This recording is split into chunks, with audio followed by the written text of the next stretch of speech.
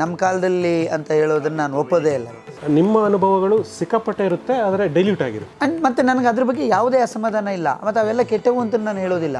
ನಮಗೆ ಹೊರಗಿನ ಲೆಕ್ಕಾಚಾರಗಳು ತುಂಬ ಆಳವಾಗಿ ಹೋಗಿ ಕೂತಿಲ್ಲ. ಭಾಳ ಫಾಸ್ಟಾಗಿ ತುಂಬ ವೇಗವಾಗಿ ಸ್ಥಿತ್ಯಂತರಗಳು ಆಗ್ತಾ ಇರುವಂಥದ್ದು. ನಮಗೆ ಜಗತ್ತು ಹಿಂಗಿದ್ರೆ ಅನ್ನೋ ಒಂದು ವಿಶಿಷ್ಟ ಕಲ್ಪನೆ ಇದೆ, ಅದು ಬೇರೆಯವ್ರಿಗೆ ಅರ್ಥವಾಗಲ್ಲ. ಈಗ ಬರೆಯುವಾಗ ನೀವು ಇತ್ತೀಚಿನ ಬರಹಗಳೆಲ್ಲ ಟೊಳ್ಳು. ಎಲ್ಲರಿಗೂ ನಮಸ್ಕಾರ. ಇವತ್ತು ಒಂದು ವಿಶಿಷ್ಟ ಸಂದರ್ಭದಲ್ಲಿ ನಾವು ಕುಳಿತುಕೊಂಡು ಮಾತನಾಡ್ತಾ ಇದ್ದೀವಿ.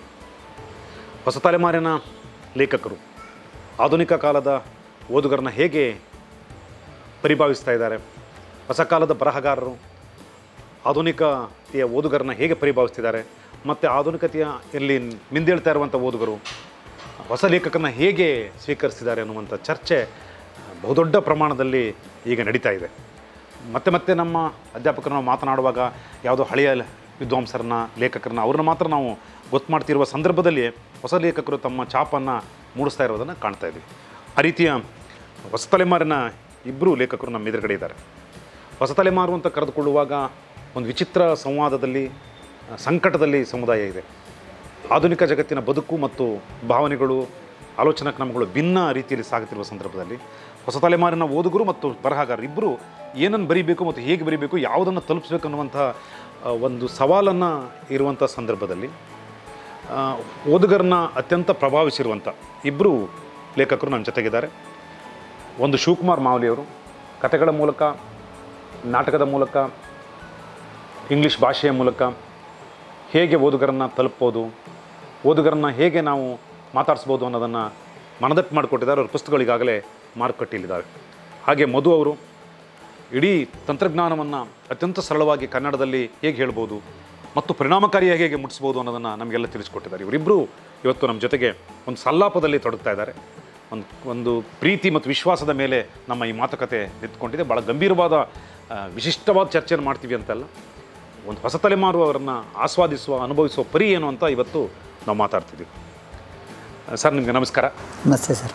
ಇವತ್ತು ಒಂದು ಕಡೆ ಮನುಷ್ಯನ ಬದುಕು ಮತ್ತು ಆಧುನಿಕ ಜಗತ್ತು ಎರಡೂ ಏಕಕಾಲದಲ್ಲಿ ಓಡ್ತಾ ಇದ್ದಾವೆ ಅಂದರೆ ಸಾಪೇಕ್ಷವಾಗಿ ಸರಿಯಾಗಿಲ್ಲ. ಮನುಷ್ಯನ ಬದುಕಿಗಿಂತ ನಮ್ಮ ಆಧುನಿಕ ಜಗತ್ತು ಅತ್ಯಂತ ವೇಗವಾಗಿ ಓಡ್ತಾ ಇದೆ. ಈ ಸಂದರ್ಭದಲ್ಲಿ ನಮ್ಮ ಬದುಕು ಅಥವಾ ನಮ್ಮ ಅನುಭವದ ಜಗತ್ತು ಹೇಗೆ ಕೆಲಸ ಮಾಡ್ತಿದೆ ಅನ್ನೋದನ್ನು ಇವತ್ತು ನಾವು ಕೂತ್ಕೊಂಡು ಮಾತಾಡಬೇಕಾಗಿದೆ. ನಿಮಗೆ ನಿಮ್ಮ ಬಾಲ್ಯದ ಅನುಭವ ಎಷ್ಟು ಮುಖ್ಯ ಅಂತ ಈಗ ಅನ್ನಿಸ್ತಾ ಇದೆ? ಖಂಡಿತ. ನಮಗೆ ಅಂದರೆ 90s ಕಿಡ್ಸ್ ಆಲ್ಮೋಸ್ಟ್ ನಾವು. ಈಗ ನನ್ನ ಮಗನನ್ನು ನೋಡಿದಾಗ ನಾವು ಈ ಅರ್ಬನೈಸೇಷನ್ನ ಭಾಗ ನಾನಾದ ಪರಿಣಾಮ ನಾವು ಅದೊಂಥರ ಹೇಳ್ಕೊತೀವಿ. ಈಗ ಹೆಂಗೆ ಅಂದರೆ ನಾವು ಕೃಷಿಕ ಸಮಾಜದಿಂದ ಬಂದವರು ಅಂತ. ಬಟ್ ಒಂದು ಸರಿ ಅದನ್ನೂ ಯೋಚನೆ ಮಾಡಬೇಕು, ಹಿಂದೆ ಈಗ ಮನೇಲಿ ಕೃಷಿ ಮಾಡ್ತಿದ್ದಾರಾ ಅಂಥೇಳಿ. ಸೊ ಈ ವೈರುಧ್ಯಗಳ ನಡುವೆ ನಾವು ಅರ್ಬನೈಸೇಷನ್ನ ಪ್ರಾಡಕ್ಟ್ ಆಗಿರೋ ಸಂದರ್ಭದಲ್ಲಿ ನನಗೆ ಸಿಕ್ಕ ಬಾಲ್ಯ ಅಥವಾ ನನ್ನ ಮಗನ ಬಾಲ್ಯ ತುಂಬ ವಿರುದ್ಧವಾದ ದಿಕ್ಕಿನಲ್ಲಿ ಹೋಗ್ತಾ ಇರೋದನ್ನು ನೋಡ್ತಾ ಇದ್ದೀನಿ. ನಮ್ಮ ಬಾಲ್ಯದ ಅನೇಕ ವಿಷಯಗಳು ಅವನಿಗೆ ಸಿಗ್ತಾ ಇಲ್ಲ, ಮತ್ತು ಅದರ ಬೇರೆದೇನೋ ಒಂದು ಹೊಸದು ಸಿಗ್ತಾ ಇರೋದನ್ನು ನಾವು ಗಮನಿಸ್ತಾ ಇದ್ದೀವಿ. ಮತ್ತು ಅದು ಕ್ಲೀಶೆ ಆಗಿಬಿಡುತ್ತೆ. ಈ ನಮ್ಮ ಕಾಲದಲ್ಲಿ ಅಂತ ಹೇಳೋದನ್ನ ನಾನು ಒಪ್ಪೋದೇ ಇಲ್ಲ. ಅದು ಯಾಕೆಂದರೆ ಅದು ಹೇಗೆ ನಿಮ್ಮ ಬಾಲ್ಯ ಹೇಗಿತ್ತು? ಅದು ಖುಷಿಯಾಗಿ ಹೇಳ್ಕೊಳ್ಳೋವಂಥದ್ದು ಏನಿಲ್ಲ. ನಾನು ಭಾಳ ಒಬ್ಬನೇ ಬೆಳಕು ಬಂದನು. ಆದರೆ ಅದು ಯಾವುದು ನಮ್ಮ ಆಯ್ಕೆ ಆಗಿಲ್ಲ. ನಮ್ಮ ಎಲ್ಲ ಪ್ರತಿಯೊಬ್ಬ ಮನುಷ್ಯನಲ್ಲೂ ಇದು ಒಂದು ವಿಶಿಷ್ಟ ಸಂಗತಿ ಏನಂದರೆ ನಮ್ಮ ಬಾಲ್ಯ ನಮ್ಮ ಆಯ್ಕೆ ಆಗಿರಲ್ಲ. ಅದು ನಮ್ಮ ತಂದೆ ತಾಯಿ ಅಥವಾ ನಮ್ಮ ಟೀಚರ್ಸು ಅಥವಾ ನಮ್ಮ ಸುತ್ತಮುತ್ತಲಿನ ನಮ್ಮ ಮೂರು ಪರಿಣಾಮ ಬೀರುತ್ತೆ. ಅದು ಡಿಸೈಡ್ ಮಾಡಿರುತ್ತೆ. ನಾವು ಖುಷಿಯಾಗಿದ್ದರೂ ಅಥವಾ ಕಷ್ಟಪಟ್ಕೊಂಡು ಎಲ್ಲದಕ್ಕೂ ಆ ಸುತ್ತಮುತ್ತಲಿನ ವಾತಾವರಣ ಕಾರಣ ಇರುತ್ತೆ. ಆದರೆ ದೊಡ್ಡವರಾದಮೇಲೆ ಅದನ್ನು ನಾವು ಹೇಗೆ ಸ್ವೀಕರಿಸ್ತೀವಿ ಅನ್ನೋದು ಅದು ನಮ್ಮ ಮೇಲೆ ಬಿಟ್ಟಿರುತ್ತೆ. ಅದನ್ನು ನಾವು ಒಂದು ಪಾಸಿಟಿವ್ ಆಗಿ ತಗೊಂಡು ಜೀವನವನ್ನು ಸದುಪಯೋಗಪಡಿಸ್ಕೋಬೋದು, ಅಥವಾ ಅದರಿಂದನೇ ಕೊರಗ್ತಾ ಇನ್ನೊಂದೇನೋ ಕುಗ್ಗಿ ಹೋಗ್ಬೋದು. ಆದರೆ ಆ ದೃಷ್ಟಿಯಿಂದ ಏನು ಅಷ್ಟೇ. ಮಕ್ಕಳಿಗೆ ನಿಮಗೆ ಸಿಕ್ಕ ಬಾಲ್ಯ ನನ್ನ ಮಕ್ಕಳಿಗೆ ಕೊಡೋಕ್ಕಾಗಲ್ಲ ಅನ್ನೋ ಕೊರಗು ಎಲ್ಲ ತಂದೆ ತಾಯಿನೂ ಕಾಡ್ತಿದೆ.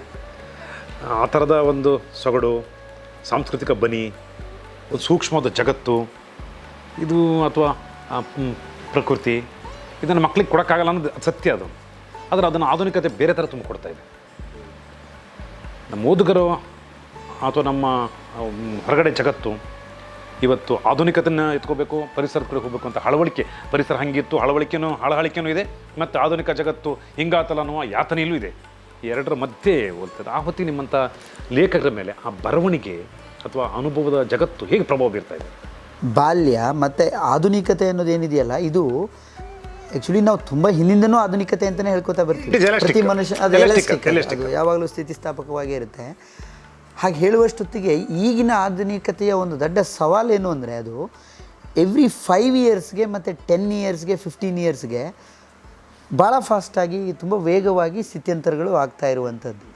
ಅದನ್ನು ಏನು ಅಂತೇಳಿ ಡಿಫೈನ್ ಮಾಡಲಿಕ್ಕೆ ಕೂಡ ಆಗದೇ ಇರುವಂಥ ಸಂದರ್ಭದಲ್ಲಿ ಮತ್ತೇನೋ ಒಂದಷ್ಟು ಒಂಥರ ಢಾಳಾಗಿ ನುಗ್ಗಿಬಿಡುತ್ತೆ. ಅದು ನಮಗೇ ಗೊತ್ತಿಲ್ಲದೆ ನಮ್ಮ ಮೊಬೈಲಲ್ಲಿ ಇನ್ಸ್ಟಾಲ್ ಆಗಿಬಿಡುತ್ತೆ. ಆ ಆ್ಯಪ್ ನೀವು ಪರ್ಚೇಸ್ ಮಾಡುವಾಗಲೇ ಬಂದು ಕೂತಿರುತ್ತೆ, ಮೊಬೈಲ್ ಒಳಗಡೆನೇ ಇರುತ್ತೆ. ಸೊ ಇದ್ರ ಮಧ್ಯದಲ್ಲಿ ಈಗ ನನ್ನ ಮಗ ಬುಗುರಿ ಆಡ್ತಾನೆ, ಆದರೆ ಅವನಿಗೆ ಬುಗುರಿಯ ಪರಿಚಯ ಬೇಕು ಅಂತ ನಾನು ಬುಗುರಿ ತಂದು ಕೊಟ್ಟಿದ್ದೀನಿ. ಆದರೆ ಅವನು ಬುಗುರಿನ ಮನೆ ಒಳಗಡೆ ಟೈಲ್ಸ್ ಎಲ್ಲ ಆಡ್ತಿದ್ದಾನೆ. ಸಂವಾದ ಸಿಗ್ತಿಲ್ಲ. ಸಮುದಾಯದ ಸಂವಾದ ಅದನ್ನೇನೋ ಕಷ್ಟಪಟ್ಟು ಕೊಡೋಕೆ ಪ್ರಯತ್ನ ಮಾಡ್ತಿದ್ದೀವಿ. ಹೊರಗೆ ಆಡು, ರೋಡಲ್ಲಿ ಆಡು, ಪರಿಸ್ಥಿತಿ ಹಂಗಿಲ್ಲ, ಏನೋ ಒಂದು ಆಗ್ತಾ ಇದೆ. ಬಟ್ ಅದು ನಮ್ಮದೇ ಚಾಯ್ಸ್. ನಾವು ಅದಕ್ಕೇನು ತುಂಬ ನಾವು ಹಳಹಳಿ ಮಾಡುವ ಹಾಗಿಲ್ಲ. ನಾನು ಇಬ್ಬರು ಬರಹಗಳನ್ನು ನೋಡ್ತಾ ಇದ್ದೀನಿ, ನೀವು ಕಥೆಗಾರರಾಗಿ, ಅವರು ಲೇಖಕರಾಗಿ. ಇಬ್ಬರು ಬರಹಗಳಲ್ಲಕ್ಕಿಂತ ನಾನು ನಿಮಗೆ ಹೆಚ್ಚು ಇದು ಸ್ವಲ್ಪ ಅಥೆಂಟಿಸಿಟಿ ಅಂತ ಅನ್ಕೋತೀನಿ. ನಿಮ್ಮ ಕಥೆಗಳನ್ನೆಲ್ಲ ಗಮನಿಸಿದಾಗ ನೀವು ಈ ರೆಸಿಡೆನ್ಷಿಯಲ್ ಸ್ಕೂಲಲ್ಲಿ ಓದಿರುವ ಜಗತ್ತು ಒಂದು ಬೇರೆ ಥರದ್ದಿರುತ್ತೆ. ಅವತ್ತು ನನ್ನಂಥವನಿಗೆ ಓಪನ್ ಸ್ಕೂಲ್ನಲ್ಲಿ ಓದಿದವನಿಗೂ ರೆಸಿಡೆನ್ಷಿಯಲ್ ಸ್ಕೂಲ್ನಲ್ಲಿ ಓದಿದವರಿಗೂ ತುಂಬ ವ್ಯತ್ಯಾಸ ಇದೆ ಅಂತ ನಾನು ಅಂದ್ಕೊಂಡಿದ್ದೆ. ಇಲ್ಲದೇನೇ ಇರ್ಬೋದು, ರೆಸಿಡೆನ್ಷಿಯಲ್ ಸ್ಕೂಲಿನಲ್ಲಿ ಓದಿರ್ತಕ್ಕಂಥ ಒಂದು ಶಾಪನೋ ಅಥವಾ ಸಂಭ್ರಮನೋ ಎರಡೂ ನಿಮ್ಗೆ ಆಗಿದ್ದರೆ, ಅಕಸ್ಮಾತ್ ಇವೆರಡೂ ಬೇರೆ ಥರನೇ ಇರ್ಬೋದು, ಅದು ಹೇಗೆ ನಿಮ್ಮ ಕೃತಿಗಳ ಮೇಲೆ ತನ್ನ ಪ್ರಭಾವವನ್ನು ಬೀರ್ತಾ ಇದೆ ಅಂತ ಅನಿಸುತ್ತಾ? ನನಗನ್ಸುತ್ತೆ. ಅಂದರೆ ಈಗ ಮಧು ಅವರು ಹೇಳಿದರು, ನಮ್ಮ ಬಾಲ್ಯ ನಮ್ಮ ಆಯ್ಕೆ ಆಗಿರೋದಿಲ್ಲ ಅಂಥೇಳಿ. ಎಸ್ಪೆಷಲಿ ನಾವು ಓದಿದ ನಿಮ್ಮ ರೆಸಿಡೆನ್ಷಿಯಲ್ ಸ್ಕೂಲ್ಗಳಲ್ಲಿ 2 ಥರದ್ದಿದೆ. ಒಂದು ವಿಪರೀತ ಹೈಲಿ ಪೇಯ್ಡ್ ಮಾಡಿ ನಿಮಗೆ ಒಂದು ದೊಡ್ಡ ಆ ಥರದ್ದು ಒಂದು ರೆಸಿಡೆನ್ಷಿಯಲ್ ಸ್ಕೂಲ್ ನಮ್ಮದಲ್ಲ. ಸರ್ಕಾರಿ ಪ್ರಾಯೋಜಿತ ನವೋದಯ ಮತ್ತು ಕರ್ನಾಟಕದಲ್ಲಿ ಮೊದಲಾಗಿ ಬಂದಂಥ ನವೋದಯ ಕಾನ್ಸೆಪ್ಟಿನ ಮೊರಾರ್ಜಿ ಪ್ರಯೋಗವಾಗಿ ಬಂದಂಥ ಮೊರಾರ್ಜಿಯ 2ನೇ ಬ್ಯಾಚ್ ಸ್ಟೂಡೆಂಟ್ ನಾನು. ಈ ವಸತಿ ಶಾಲೆಗಳು ನಮಗೆ ಅನಿವಾರ್ಯ ಆಗಿದ್ವು ಆ ಕಾಲಕ್ಕೆ. ನಮ್ಮ ಮನೆಯ ಪರಿಸರ, ಆರ್ಥಿಕ ಪರಿಸರ ಇವುಗಳನ್ನು ನೋಡಿದಾಗ ಅದು ನಮಗೆ ಸಿಕ್ಕಂಥ ಒಂದು ಗೋಲ್ಡನ್ ಅಪರ್ಚುನಿಟಿನೇ. ನಿಜವಾಗಲೂ ಅವು ನಮ್ಮ ಜೀವನದ ತಿರುವಿನ ಘಟ್ಟಗಳೇ. ಸೊ ಶಿಕ್ಷಣ ಅಲ್ಲಿ ಸಿಗಲಿಕ್ಕೆ, ಜೊತೆಗೆ ಸಂಪದ್ಭರಿತವಾದಂಥ ಅನುಭವಗಳು ಅಲ್ಲಿ ಸಿಗಲಿಕ್ಕೆ ಸಾಧ್ಯ ಆಯಿತು. ಸೊ ಅದಕ್ಕೆ ನಾವು ತೆರೆಕೊಳ್ಳದೆ ಹೋದರೆ, ಬಹುಶಃ ನಾನು ಮೊರಾರ್ಜಿ ಸ್ಕೂಲಿಗೆ ಹೋಗಿದ್ದರೆ ಇನ್ನೇನೋ ಬೇರೆ ಥರದ್ದು ಲೈಫ್ ಇರ್ತಿತ್ತು ಅಂತೇಳಿ ನನಗೆ ಅನಿಸುತ್ತೆ. ಹಾಗಾಗಿ ಆ ಥರದ್ದು ಒಂದು ಏನು ಯೋಚನೆ ಇದೆಯಲ್ಲ, ಒಂದು ನವೋದಯ ಅಥವಾ ಮೊರಾರ್ಜಿ ಥರದ ಶಾಲೆಗಳು ಈಗ ಇನ್ನೂ ಎಕ್ಸ್ಟೆನ್ಸಿವ್ ಆಗಿ ಮಾಡ್ತಾ ಹೋಗಿದೆ. ಅದು ಸ್ವಲ್ಪ ಹಿಂದಿರುವ ಮಟ್ಟದಲ್ಲಿ ಇರ್ಬೋದು ಅಥವಾ ಇಲ್ಲದೇ ಇರ್ಬೋದು ಗುಣಮಟ್ಟ. ಆದರೆ ಅಂಚಿನ ಸಮುದಾಯವನ್ನು ಅಥವಾ ಎಲ್ಲರನ್ನೂ ತಲುಪಲಿಕ್ಕೆ ಪಬ್ಲಿಕ್ ಸ್ಕೂಲ್ಗಳ ಲೆಕ್ಕದಲ್ಲಿ ಅದು ಬಹಳ ಮುಖ್ಯವಾದಂಥ ಒಂದಿದು. ಆ್ಯಕ್ಸೆಸ್ ಸಿಗುತ್ತಲ್ವ, ಶಿಕ್ಷಣ ಬಹಳ ಮುಖ್ಯ. ಮಧು ಸರ್, ಕನಸು ಕಾಡು ಮಲ್ಲಿಗೆ ಕೃತಿ ಓದ್ಯರಲ್ಲೂ ಇದೇ ಅಭಿಪ್ರಾಯ ಪಡ್ತಾರಂತ ಅಂದ್ಕೊಂಡಿದ್ದೀನಿ ನಾನು. ಒಂದು ನನಗಿಂತ ಸಿಗಬೇಕಿತ್ತು ಅನ್ನುವ ಬಾಲ್ಯದ ಹಪಾಪಿ ಅದು. ಯಾಕಂದರೆ ಅಲ್ಲಿ ಬಳಸುವ ಶಬ್ದಗಳು, ಈ ನುಡಿಗಟ್ಟುಗಳು, ಪಾತ್ರಗಳು ಪ್ರಾಯಶಃ ನನಗೆ ಸಿಕ್ಕಿದೆ ಅದು. ನಿಮ್ಮ ತಲೆಮಾರಿಗೆ ಸಿಗಲಿಕ್ಕಿಲ್ಲ ಅಂತ ಅಂದ್ಕೊಂಡಿನಿ. ಆದರೆ ನೀವತ್ತು ಆ ಥರದ ನಿಮ್ಮ ಬಾಲ್ಯದ ಕಲ್ಪನೆಯ ಸಿಹಿನೋ ಅಥವಾ ನಿರೀಕ್ಷೆಯ ಸಿಹಿನೋ ಅಥವಾ ಸಿಕ್ಕಿರೋ ಸಿಹಿನೋ ಅದು? ಒಳ್ಳೆಯದು. ಅಂದರೆ ನೀವು ಕೊನೆಗೆ ಹೇಳಿದ್ದು ಚೆನ್ನಾಗಿ ಹೇಳಿದ್ರಿ. ಅಂದರೆ ಎಲ್ಲನೂ ಊಹೆ ಮಾಡಿ ಅದು ಕರೆಕ್ಟಾಗಿ ಗೆಸ್ ಮಾಡಿ ಹೇಳಿದ್ರ. ಅನುಭವದ ಸಿಹಿ ಸ್ವಲ್ಪ ಹೌದು, ಹೀಗಿದ್ರೆ ಚೆನ್ನಾಗಿರ್ತಿತ್ತು ಅನ್ನೋ ನಿರೀಕ್ಷೆ ಸಿಹಿ ಅದು ಹೌದು. ಆಮೇಲೆ ಒಂದಷ್ಟು ಕಲ್ಪನೆ ಅದಿರಲೇಬೇಕು ಲಿಟ್ರೇಚರ್ ಅಂದಮೇಲೆ ಹಾಗೆ. ಸೊ ಎಲ್ಲನೂ ಸೇರಿ ಆಗಿರೋದು. ಮೋಸ್ಟ್ಲಿ ಇದು ಏನಾಗುತ್ತೆ ಅಂದರೆ, ನಮಗೂ ನಿಮಗೂ ವ್ಯತ್ಯಾಸ. ನಾವು ಬಹುತೇಕ ನಮ್ಮ ಬಾಲ್ಯವನ್ನು ಒಂದು ಕಾಂಪೌಂಡ್ ಒಳಗಡೆ, ಒಂದು ಕಟ್ಟಡ ಒಳಗಡೆ ಕಳೆದಿರ್ತೀವಿ. ನೀವು ಜಗತ್ತನ್ನು ನೋಡ್ಕೊಂಡು ಬೆಳೆದಿರ್ತೀವಿ. ಇಲ್ಲಿ 2 ಸಂಗತಿ ಆಗುತ್ತೆ. ಒಂದು, ನಮ್ಮ ಅನುಭವ ಸೀಮಿತವಾಗಿರುತ್ತೆ ಮತ್ತು ಅದು ಹರಳುಗಟ್ಟಿರುತ್ತೆ. ನಿಮ್ಮ ಅನುಭವಗಳು ಸಿಕ್ಕಾಪಟ್ಟೆ ಇರುತ್ತೆ, ಆದರೆ ಡೈಲ್ಯೂಟ್ ಆಗಿರುತ್ತೆ. ಯಾಕಂದರೆ ವಿಸ್ತಾರ ಪಡ್ಕೊಂಡಿರುತ್ತೆ. ಆದ್ದರಿಂದ ನಮಗೆ ಸಿಗುವ ಪ್ರತಿಯೊಂದು ಅನುಭವವೂ ಸಿಹಿ, ಇಂಪಾರ್ಟೆಂಟ್, ನಂಗೆ ಅಮೂಲ್ಯ ದಾಖಲೆ ಆಗಿರುತ್ತೆ, ಪ್ರಿಂಟ್ ಓದೋದಂಗೆ ಆಗಿರುತ್ತೆ. 2ನೇ ಸಂಗತಿ ಅಂದರೆ, ಅದೊಂದು ನಾವೊಂದು ಟೆಸ್ಟ್ ಟ್ಯೂಬ್ ಈ ಹೊರಗಡೆ ಬಂದಮೇಲೆ ನಂಗೆ ಗೊತ್ತಾಯಿತು ಈ ಸಮಾಜವನ್ನೆಲ್ಲ ನೋಡಿ ನಾವೊಂದು ಟೆಸ್ಟ್ ಟ್ಯೂಬ್ ಬೇಬಿ ಥರ ಬೆಳ್ಕೊ ಬಂದ್ವೇನೋ ಅಂತ. ಅಂದರೆ ಒಂದು ಆದರ್ಶಮಯ ವಾತಾವರಣದಲ್ಲಿ, ಅಂದರೆ ಆದರ್ಶ ಅಂದರೆ ಹೇಗೆ ಅಂದರೆ ಹಿಂಗಿರ್ಬೇಕಂತ ಒಂದು ಚೌಕಟ್ಟಿನ ಜಗತ್ತು, ಒಂದು ಚೌಕಟ್ಟಿನ ಜಗತ್ತು. ಅಲ್ಲಿ ನಮಗೆ ತಂದೆ ತಾಯಿಗಳು ತುಂಬ ಪೂರ್ವಾಗ್ರಹಗಳಿರಲಿಲ್ಲ, ಹೊರಗಿನ ಸಮಾಜ ತುಂಬುವ ಪೂರ್ವಾಗ್ರಹಗಳಿರಲಿಲ್ಲ. ಎಲ್ಲರೂ ಒಂದೇ ಸಮಾನ. ನನಗಿಂತ ಒಂದು ವರ್ಷ ದೊಡ್ಡನಿದ್ರು ಅಣ್ಣ, ಒಂದು ವರ್ಷ ದೊಡ್ಡವರಿದ್ದರು ಅಕ್ಕ, ಆಕೆ ಯಾವುದೇ ಧರ್ಮ ಆಗಿರಲಿ, ಆಕೆ ಆಗಿರಲಿ ಹಂಗೆ. ಆಮೇಲೆ ಯಾರನ್ನು ಬೇಕಾದ್ರೂ ಪ್ರೀತಿಯಿಂದ ನೋಡ್ಬೋದು, ಅಥವಾ ಯಾರನ್ನು ಬೇಕಾದ್ರೂ ರ್ಯಾಗಿಂಗ್ ಮಾಡ್ಬೋದು. ನಾವು ಹೊರಗಡೆ ಬರುವ ಕಪೋರ್ಡ್ ಹೊರಗಡೆ ನಾವು ಬರುವ ಸಾಹಿತ್ಯದಲ್ಲಿ ಓದುವ ರ್ಯಾಗಿಂಗು ಬೇರೆ ಬೇರೆ ಥರ ರೂಲ್ಸ್ ಗೊತ್ತಿಲ್ಲ, ಇಲ್ಲಿ ಒಳಗಡೆ ಆಗುವ ಇದು ಬೇರೆ ಹಾಗೆ. ಸೊ ನಾವೊಂದು ವಿಶಿಷ್ಟವಾದ ವಾತಾವರಣದಲ್ಲಿ ಬೆಳ್ಕೊ ಬಂದಿದ್ದರಿಂದ ನಮಗೆ ಹೊರಗಿನ ಲೆಕ್ಕಾಚಾರಗಳು ತುಂಬ ಆಳವಾಗಿ ಹೋಗಿ ಕೂತಿಲ್ಲ. ನಮಗೆ ಜಗತ್ತು ಹಿಂಗಿದ್ರೆ ಅನ್ನೋ ಒಂದು ವಿಶಿಷ್ಟ ಕಲ್ಪನೆ ಇದೆ, ಅದು ಬೇರೆಯವ್ರಿಗೆ ಅರ್ಥವಾಗಲ್ಲ ಈ ರೀತಿ ನಂಗೆ ಅನಿಸುತ್ತೆ. ಮುಂದೆ ಪುಸ್ತಕ ಓದೋರು ಇದೊಂದು ಜಗತ್ತು ಬೇಕು ಅಂತ ನಿರೀಕ್ಷೆ ಮಾಡ್ತಾರೆ ಸಹಜವಾಗಿ. ಇಲ್ಲ ಸಿಗಿಲ್ಲ ಇದನ್ನು, ಅಥವಾ ಹಿಂಗೆ ಅನ್ಕೊಬಿಡ್ಬೋದೇನೋ, ಇರಲ್ಲ ಇದೊಂದು ಕಲ್ಪನಾ ಜಗತ್ತು ಅನ್ನೋಲ್ಲ. ಆದರೆ ವಾಸ್ತವದಲ್ಲಿ ಒಂದು ಹೊಸ ಜಗತ್ತಿಗೆ ನಮ್ಮನ್ನು ಓದುಗರನ್ನ ಅಣಿಗೊಳಿಸ್ತಾ ಇದೆ. ತುಂಬ ಶ್ರಮ ಹಾಕಿದ್ದೀರಿ ನಿಮ್ಗೆ. ಅದು ಶ್ರಮ ಅಂದರೆ ಒಂದು ಸೃಜನಶೀಲ ಪ್ರತಿಭೆ. ಅದು ಇದ್ರ ಹಿಂದ್ಗಡೆ ಕೆಲಸ ಮಾಡಿರುವ ಅಂಶಗಳು ಯಾವ್ಯಾವು? ಎಲ್ಲ ಅನುಭವಗಳು. ಅದು ಬಂದಿರೋ ವಸ್ತುವಿಂದ ದೃಷ್ಟಿಯಿಂದ ನೋಡಿದ್ರೆ ನನ್ನ ಎಲ್ಲ ಸುತ್ತಮುತ್ತ ಜರುಗಿರುವ ಘಟನೆಗಳವು. ಒಂದಷ್ಟು ನನಗೆ, ಒಂದಷ್ಟು ನನ್ನ ಸ್ನೇಹಿತರಿಗೆ ಹೀಗೆಲ್ಲ ಆಗಿರೋದು. ಭಾಷೆ, ನಾನು ಆಗಲೇ ಹೇಳ್ತಿದ್ದ ಹಾಗೆ ಕನ್ನಡ ಸಾಹಿತ್ಯದಲ್ಲಿ ಸಾಕಷ್ಟು ಭಾಷಾ ಪ್ರಯೋಗ ಆಗಿದೆ. ಅವನ್ನೆಲ್ಲ ನಾವು ಓದ್ತಾ ಇರ್ಬೇಕಾದ್ರೆ ನಮಗೊಂದು ಧೈರ್ಯ ಬರುತ್ತೆ, ನಾವು ಹಿಂಗೆ ಮಾಡ್ಬೋದಲ್ವ ಅಂತ. ಬಹುಶಃ ಅದು ಸೂಕ್ತವಾಗಿ ಕೆಲಸ ಮಾಡಿದೆ ಅಂದ್ಕೊತೀನಿ. ನಿರೂಪಣೆ ಬಂದುಬಿಟ್ಟು ಇದೊಂದು ನನಗೆ ಯಾವಾಗಲೂ ನಾನು ಹೇಳ್ತಾ ಇರ್ತಿದ್ವಿ, ನಾನು ತುಂಬ ಲೇಝಿ ಮನುಷ್ಯ, ಕುಂಭಕರ್ಣನ ಥರ. ಏನಾದರೂ ಕೆಲಸ ಮಾಡಿಸ್ಬೇಕಾದ್ರೆ ಯಾರಾದರೂ ತುಂಬ ಪುಷ್ ಮಾಡಿದ್ರೆ ಅಷ್ಟೇ ಮಾಡೋದು. ಆಮೇಲೆ ಅಥವಾ ಅಲ್ಲಿ ಏನೋ ಒಂದು ಚೆನ್ನಾಗಿ, ಅಥವಾ ನಾನು ಅಂದ್ಕೊಂಡಂಗೆ ಆಗ್ತಿಲ್ಲದೆ ಇರಬೇಕು ಅಂಥ ಕೆಲಸದ ಅಷ್ಟೇ ಹೋಗಿ ಎದ್ದು ಮಾಡೋದು, ನನಗೆ ಎದ್ದು ಮಾಡಬೇಕು ಅಂದರೆ. ಸೊ ನಾನು ಟೆಕ್ನಾಲಜಿ ಬರ್ತಿದ್ದು ಅದೇ ದೃಷ್ಟಿಯಿಂದ, ಈ ಕಾದಂಬರಿ ಬರೆದಿರೋದು ಅದೇ ದೃಷ್ಟಿ. ಅಂದರೆ ಇದೊಂದು ಪ್ರಕಾರ ಕನ್ನಡದಲ್ಲಿ ಇರಲಿಲ್ಲ. ಆಮೇಲೆ ಇದು ಬೇರೆ ಕಡೆ ಇದೆ, ನಾನು ಓದಿದ್ದು ಇಲ್ಲೊಂದು ಗ್ಯಾಪ್ ಇದೆ ಇದೊಂದಂತ. ಯಂಗ್ ಅಡಲ್ಟ್ ಫಿಕ್ಷನ್ ಕನ್ನಡದಲ್ಲಿ ಇರಲಿಲ್ಲ. ಸೊ ಅದೊಂದು ತುಡಿತಾ ಇತ್ತು. ನಾನು ಬೇರೆ ಬೇರೆ ಥರ ಎಲ್ಲ ಫಾರ್ಮೆಟೆಲ್ಲ ಟ್ರೈ ಮಾಡಿ ಅದು ಒಂದು ಅದೃಷ್ಟವಶಾತ್ ಇದು ಸ್ವಲ್ಪ ಹಾಸ್ಯಮಯವಾಗಿ ಬಂದಿದೆ. ಅದರಿಂದ ಇಷ್ಟೊಂದು ಸ್ವಲ್ಪ ಹೆಸರು ಮಾಡಿದೆ ಅಂದ್ಕೊತೀನಿ. ಹೀಗೆ ಒಟ್ಟು ಹಲವಾರು ಕಾರಣದಿಂದ ಇದು ಬಂದಿದೆ. ಇದು ನಿಮ್ಮ ಒಟ್ಟು 2 ಕಥಾ ಸಂಕಲನಗಳನ್ನು ನಾನು ಗಂಭೀರವಾಗಿ ಗಮನಿಸಿದೆ. ನನ್ನ ಇಷ್ಟು ವರ್ಷ ನಾನು ಓದಿನ ದೊಡ್ಡ ಪರಿಧಿ ನನಗೆ ಈ ಕಥೆಗಳು ಬೇರೆ ಥರದ್ದೇ ಕೊಟ್ಟು ಅನುಭವ. ಈ ಕತೆ ಒಂದು ಇಡೀ ಆಧುನಿಕ ಬದುಕಿನ ಛಿದ್ರತೆಯ ಮುಖಗಳ ಥರ ಕಾಣ್ತಾ ಇದ್ದೆ. ಮನುಷ್ಯನ ಆಧುನಿಕತೆಯ ಪ್ರಭಾವಕ್ಕೊಳಗಾದಾಗ ನಾನು ಅದನ್ನು ಬಿಟ್ಟು ಹೊರಗೆ ಬರೋಕ್ಕಾಗದಂಥ ಸ್ಪಷ್ಟ ಸ್ಥಿತಿಲಿದ್ದೀವಿ ನಾವು. ಅಲ್ಲಿ ಹೋಗಿ ಅನಿವಾರ್ಯ. ಅದು ಆಧುನಿಕ ಬದುಕು ನಮ್ಮ ಮನುಷ್ಯನ ಬದುಕಿನ ಸಹಜ ಸಂಬಂಧಗಳನ್ನು ಛಿದ್ರಗೊಳಿಸ್ತಾ ಇದೆ. ಅದು ನಿಮ್ಮ ಕಥೆಗಳಲ್ಲಿ ವ್ಯಾಪಕ ಕಂಡು ಬರ್ತಾ ಇದೆ. ಖಂಡಿತ. ನಾನು ಯಾವಾಗಲೂ ಅದನ್ನು ಅಬ್ಸರ್ವ್ ಮಾಡ್ತೀನಿ ಮತ್ತು ಬೆಚ್ತೀನಿ ಕೂಡ. ನೋಡಿ, ಆಧುನಿಕತೆಯನ್ನು ನಾವೇನು ಅಂದ್ಕೊಂಡ್ಬಿಟ್ಟಿದ್ದೀವಿ ಅಂದರೆ ಎಲ್ಲೋ ಒಂದು ಈ ಜನ್ರೇಷನನ್ನು ಅದು ಬಾಧಿಸ್ತಾ ಇದೆ ಅಂಥೇಳಿ. ನೀವು ಹೇಳಿದಾಗ ನಂದು ಟೈಪಿಸ್ಟ್ ತಿರಸ್ಕರಿಸಿದ ಕಥೆಯಲ್ಲಿ ಒಂದು ಕಥೆ ಇದೆ, ಅಂಗಡಿ ಅಜ್ಜಿಯ ಶುಂಠಿ ಕಾಫಿ ಅಂತ. ಆ ಕಥೆಯಲ್ಲಿ ಏನಾಗುತ್ತೆ ಅಂದರೆ, ಅಪ್ಪ ಅಮ್ಮ ಮಗಗೆ ಹೇಳಬೇಕು ಅಂತಿದ್ದಾರೆ, ನಾವು ಇಲ್ಲಿ ತೋಟ ಇದೆ ಮಗ, ನಾವು ನೋಡ್ಕೊಳಕ್ಕಾಗ್ತಾರೆ, ರಿಟೈರ್ಡ್ ಆಗಿದ್ದೀವಿ, ಇಲ್ಲಿ ಮಾರ್ಬಿಟ್ಟು ಕಾರವಾರದಿಂದ ನಾವು ಅಲ್ಲಿ ಬಂದುಬಿಡ್ತೀವಿ, ಬೆಂಗಳೂರಿಗೆ ಇರಬೇಕು ಅಂತಿದ್ದಾರೆ. ನೆಕ್ಸ್ಟ್ ಫೋನಲ್ಲಿ ಅದನ್ನು ಹೇಳಬೇಕು ಅಂತಿದ್ದಾರೆ. ಬಟ್ ನೆಕ್ಸ್ಟ್ ಫೋನ್ ಬಂದಾಗ ಮಗ ಹೇಳ್ತಾನೆ, ಅಲ್ಲೇನೋ ಸಮಸ್ಯೆ ಆಗಿ ಅವನಿಗೆ ಏನೇನಕ್ಕೋ ಸಾಲ ಮಾಡಿ ರಿಸೆಷನ್ ಬಂದು ಎಲ್ಲಿಂದ IT ಕಂಪ್ನಿ ಹೋಗಬೇಕು ಅಂತಿದ್ದವನು ವಿಪರೀತ ಸಾಲ ಆಗಿ ಎಲ್ಲ ತೀರಿಸಿ ಅವನು ವಾಪಸ್ ತೋಟ ಇದೆಯಲ್ಲ ನಾನು ಊರಿಗೆ ಬಂದುಬಿಡ್ತೀನಿ ಅಂತ. ಸೊ ಕೊನೆಗೆ ಅಪ್ಪ ಅಮ್ಮ ಅವನಿಗೆ ಅದನ್ನು ಕನ್ವೇನೇ ಮಾಡೋದಿಲ್ಲ, ನಾವು ಬೆಂಗಳೂರಿಗೆ ಬರಬೇಕು ಅಂತ ಇದ್ವಿ ಅನ್ನೋದನ್ನ ಹೇಳೋಕ್ಕೆ ಹೋಗೋದಿಲ್ಲ ಅವರು. ಕಾಂಪ್ರಮೈಸ್ ಆಗಿ ಆಯ್ತು ಇಲ್ಲೇ ಬಾ ಮಗ ತೋಟ ಇದೆ ಅಂತೇಳಿ. ಸೊ ಇದಕ್ಕೇನನ್ನುವಂಥದ್ದು ನಾವೇನು ಅನ್ಕೋತಾ ಇದ್ದೀವಿ, ನ್ಯೂ ಜನ್ನು ಒಂದು ಮೂವ್ ಆಗಬೇಕು ಅಂತಿದ್ದೇವೆ ಅಂಥೇಳಿ.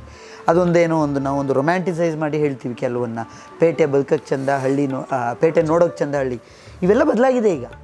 ಯಾವ ಗಾದೆಗಳು ಟೈಮ್ಲೆಸ್ ಅಲ್ಲ ಸರ್, ನಾನೊಮ್ಮೆ ಎಲ್ಲೋ ಅದೇ ಹೇಳ್ತಾ ಇದ್ದೆ. ಅಂದರೆ ಈಗ ಬರೆಯುವಾಗ ನೀವು ಇತ್ತೀಚಿನ ಬರಹಗಳೆಲ್ಲ ಟೊಳ್ಳು.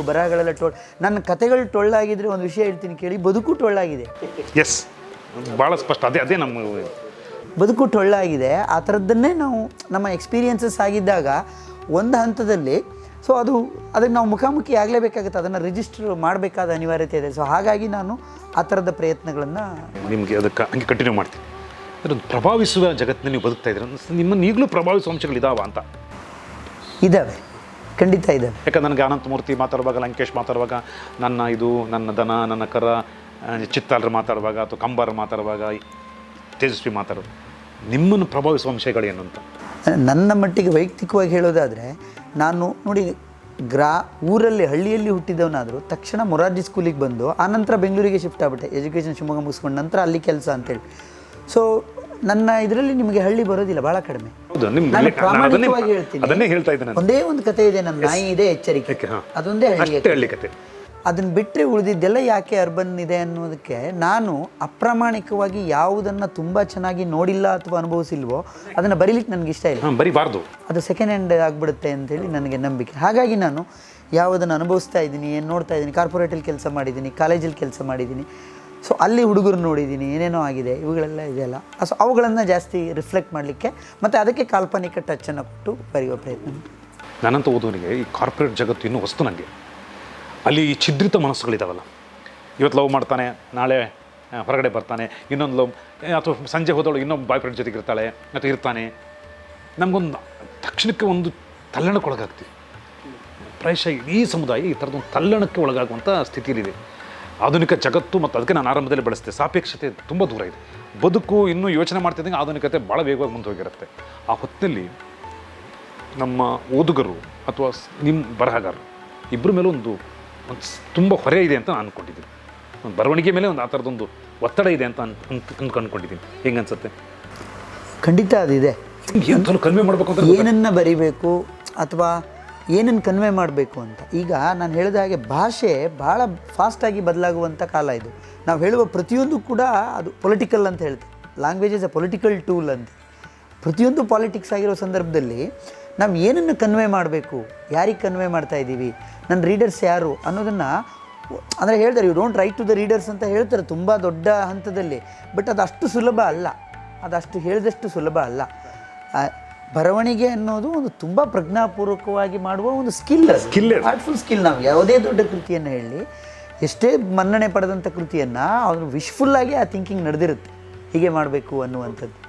ಸೊ ಇದರಲ್ಲಿ ದಿನ ದಿನ ಬದಲಾಗುವ ಈ ಕಾಲದಲ್ಲಿ, ಇನ್ಸ್ಟಾಗ್ರಾಮ್ ರೀಲ್ ಇರುವಂಥ ಈ ಕಾಲದಲ್ಲಿ, ನಾವು ದೊಡ್ಡ ಕತೆ ಬರಿಬೇಕು, ದೊಡ್ಡ ನಾಟಕ ಬರಿಬೇಕು, ಪುಸ್ತಕ ಬರಿಬೇಕು ಅಂತ ಇರುವ ಸಂದರ್ಭದಲ್ಲಿ ಒಬ್ಬ ಇನ್ಸ್ಟಾಗ್ರಾಮ್ ರೀಲ್ ಮಾಡಿಕೊಂಡು ಕೋಟಿಗಟ್ಟಲೆ ವ್ಯೂಸ್ ಸಂಪಾದನೆ ಮಾಡ್ತಾ ಇದ್ದಾನೆ. ನಮ್ಮ ಕಣ್ಣೆದುರಿಗೆ ಬಂದು ಹೋಗುತ್ತೆ, 20 ಸೆಕೆಂಡ್ ಇರುತ್ತೆ. 20 ಸೆಕೆಂಡಲ್ಲಿ ಮತ್ತು ನನಗೆ ಅದ್ರ ಬಗ್ಗೆ ಯಾವುದೇ ಅಸಮಾಧಾನ ಇಲ್ಲ, ಮತ್ತು ಅವೆಲ್ಲ ಕೆಟ್ಟವು ಅಂತ ನಾನು ಹೇಳೋದಿಲ್ಲ. ಅದರಲ್ಲೂ ಭಾಳ ಒಳ್ಳೊಳ್ಳೆ ವಿಷಯಗಳನ್ನು ಕನ್ವೆ ಮಾಡಿದ್ದಾರೆ ಅವರು. ಈಗ ಪ್ರತಿಯೊಂದು ಮನೆಯಲ್ಲೂ ಒಬ್ಬ ನಟ ಇದ್ದಾನೆ, ಪ್ರತಿಯೊಂದು ಮನೆಯಲ್ಲೂ ಒಬ್ಬ ಹಾಡುಗಾರ ಇದ್ದಾನೆ, ಪ್ರತಿಯೊಂದು ಮನೆಯಲ್ಲೂ ಒಬ್ಬ ಜಾದೂಗಾರ ಇದ್ದಾನೆ, ಮತ್ತು ಅದು ಸಾರ್ವಜನಿಕವಾಗಿ ಪ್ರದರ್ಶನಕ್ಕೆ ವೇದಿಕೆ ಸಿಕ್ಕಿದೆ ಮತ್ತು ಅದಕ್ಕೆ ಮನ್ನಣೆ ಸಿಗ್ತಿದೆ. ಇದು ಡೆಮೋಕ್ರಟೈಸ್ ಆಗಿದೆ. ಇದನ್ನು ನೀವು ಡೆಮೋಕ್ರಟೈಸ್ ಆಗಿದೆ. ಅದಕ್ಕೆ ಸಂಪಾದಕರೊಬ್ಬರು ಹೇಳ್ತಾ ಇದ್ರು ಲಾಸ್ಟ್ ಇದರಲ್ಲಿ, ಯಾವುದೋ ಬುಕ್ ಬ್ರಹ್ಮ ಫೆಸ್ಟಿವಲಲ್ಲಿ, ನೀವು ಯಾಕೆ ಕವನಗಳನ್ನು ಪ್ರಕಟಿಸ್ತಾ ಇಲ್ಲ, ನಿಲ್ಲಿಸ್ಬಿಟ್ಟಿದ್ದೀರಲ್ಲ ಪ್ರಜಾವಾಣಿ ಅಂತ ಪತ್ರಿಕೆಯಾಗಿ ಅಂದಾಗ ರವೀಂದ್ರ ಭಟ್ ಸರ್ ಹೇಳಿದರು, ನಾನು ಏನು ಮಾಡಲಿ, ಪತ್ರಿಕೆಗೆ ಒಂದು ಕವನ ಕಳಿಸಿ ಕಾಯುವ ವ್ಯವಧಾನ ಇಲ್ಲ ಅವರಿಗೆ. 1,000 ಬಂದಿರುತ್ತೆ, ಇವತ್ತು ನಾನು ಒಬ್ರದ್ದು ಹಾಕಿದರೆ ಇನ್ನು ನಾನು ನೆಕ್ಸ್ಟ್ ಭಾನುವಾರ ಹಾಕಾರೊಳಗೆ ಅವರೇ ಫೇಸ್ಬುಕ್ಕಲ್ಲಿ ಹಾಕ್ಕೊಂಡಿರ್ತಾರೆ, ನಂದು ಅಲ್ಲಿ ಬರಲಿಲ್ವಲ್ಲ ಅಂತೇಳಿ. ಇದೊಂದು ವೈರುಧ್ಯ ಇದೆ.